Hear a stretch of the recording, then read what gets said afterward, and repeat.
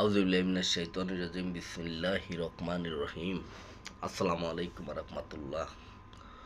ও আমার পৃথিবীর ধর্মীয় মুসলমান ভাই ও বোনেরা, মা ও বাবা, সবার উদ্দেশ্যে এই কথাগুলা বলতে হয়, বলার দরকার আছে।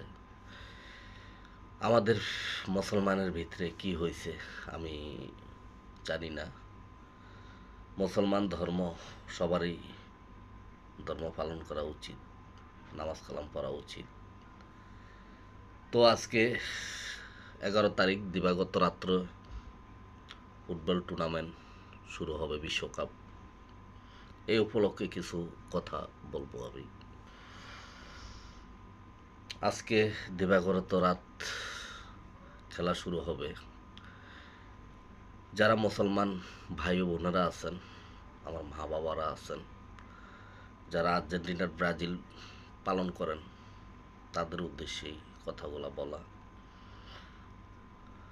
ও আমার মুসলমান ভাইয়েরা,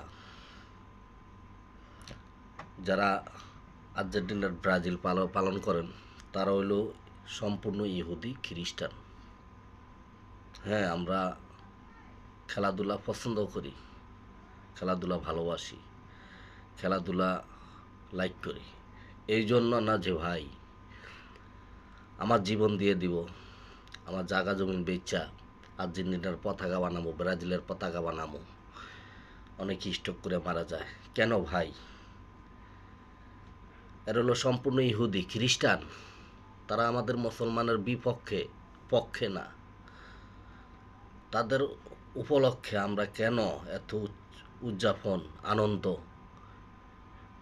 ভালোবাসা আদায় করব, পালন করব, হুন্ডার দিয়ে ঘোরাঘুরি করব, বিজয় মিছিল করব? কেন ভাই? তারা তো ইহুদি, তারা তো খ্রিস্টান। ও আমার মুসলমান ভাইয়েরা, আমার কলিজাটা ফাইটটা যায়। আপনারা একটা ওয়াজ করেন, আপনারা ভালো একটা তালিম করেন, ঘরের ভিতরে নামাজ কালাম পড়েন, আপনারা একটা ওয়াজ মাহফিল করেন, একটা ইসলামের পক্ষে বাই দাঁড়ান।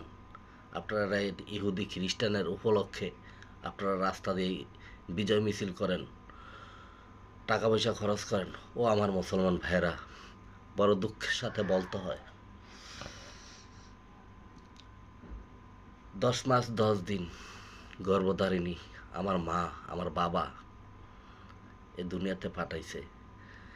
আমার মা ফাতেমা, হযরত মুহাম্মদ সাল্লাল্লাহু আলাইহি সাল্লাম, আমাদের ইসলাম। কত সুন্দর একটা নাম আমাদের ইসলাম।